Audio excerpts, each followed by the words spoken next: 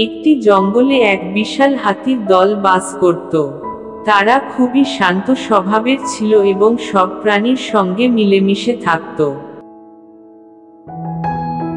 তাদের মধ্যে একজন হাতি ছিল একটু বেশি বুদ্ধিমান ও দয়ালু। তার নাম ছিল গজেন্দ্র।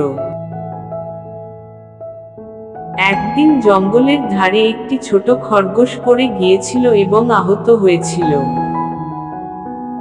সব প্রাণী তাকে দেখে ভয় পেয়ে দূরে সরে গেল, কিন্তু গজেন্দ্র এগিয়ে এলো।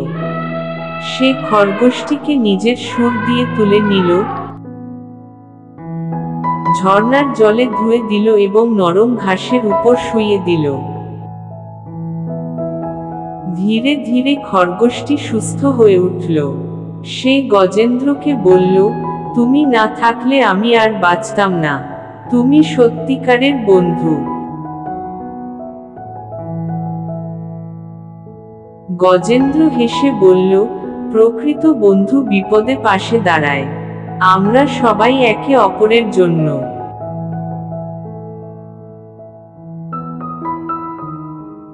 এরপর থেকে জঙ্গলের সবাই গজেন্দ্রকে আরো ভালোবাসতে লাগলো, আর সেই জঙ্গল হয়ে উঠল বন্ধুত্ব আর ভালোবাসার এক শান্তিপূর্ণ আশ্রয়।